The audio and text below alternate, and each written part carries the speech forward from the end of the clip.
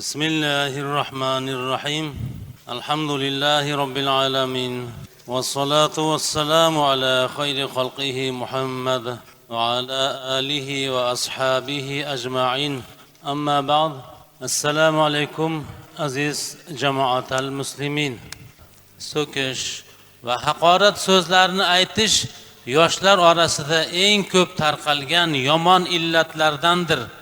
Bunda kattalarning qo'shtirnoq ichidagi xizmati kattadir. Bitta so'kib qo'y deb yomon odatni singdirib boriladi. Ayrim ota-onalar jahl otiga minib o'zaro tortishib, uyatsiz so'zlarni aytishlari farzandlarida ma'naviy axloqsizlikni shakllanishiga, shuningdek ularni ko'cha-ko'yda qarovsiz qo'yib, xulqi buzuq bolalar bilan o'rtoqlashib qolishiga sabab bo'lishadi. Buning uchun bola tarbiyasi uzluksiz ravishda diqqat markazida turishligi lozim. Bugungi kunda ko'pchilik yoshlar axloqiy me'yorlar butkul tanazzulga yuz tutgan olomoncha madaniyatga ko'r-ko'rona taqlid qilayotganlari bois axloqiy buzuqliklarga yuz tutmoqdalar. Robbimiz kalomida quyidagicha xitob qiladi. A'udhu billahi minash shaytonir rojim.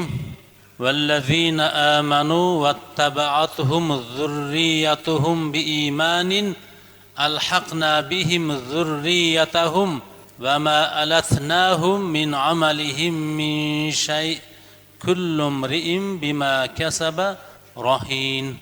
O'zlari iymon keltirib, zurriyotlari ham ularga iymon bilan ergashgan zotlarga o'sha zurriyotlarini ham qo'shib qo'yamiz. Ularga qilgan amallaridan biror narsasini kamaytirmaymiz. Har bir kimsa o'zi qilgan ishining garovidir. Alloh taolo jannat ahllariga barcha narsani muhayyo qilgan. Nimaiki ko'nglida bo'lsa, Alloh taolo bularni tayyorlab qo'ygan. G'am va tashvish yo'q. Shunda ahli jannatlar o'zlarining qoldirgan zurriyotlarini ko'rish, ular bilan birga bo'lish istagi paydo bo'ladi. O'sha zurriyotlaridan faqatgina ahli jannatlarga o'zlaridan keyin iymon bilan bo'lganlari ro'para qilinadi. Shunda oyatning mazmunida Alloh taolo iymonlik bandalarining ortidan qolgan zurriyotlarini darajasi, martabasi pastroq o'rinda ekan. Ahli jannatlarni ko'zini quvontirish, ularni xursand qilish maqsadida iymon bilan kelgan ota-bobolariga ularni martabalarini ko'taradi. Ular bilan barobar martabada, darajada qiladi. Vaholanki otalarini, onalarini savobidan kamaytirmaydi. Mana shu holatda bo'lishlik uchun farzandlarimizni tarbiyasini go'zal, yaxshi qilishligimiz kerak.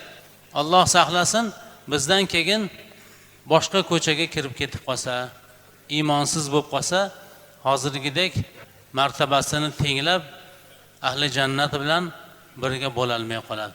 Buning uchun kecha-yu kunduz doimo farzandlarimizni go'zal tarbiyasi haqida qayg'urishimiz kerak. Ana o'shanda inshaalloh go'zal bo'ladi hammasi. Aytilgan masalalardan Robbimiz hammamizga yaxshi manfaatlar bersin.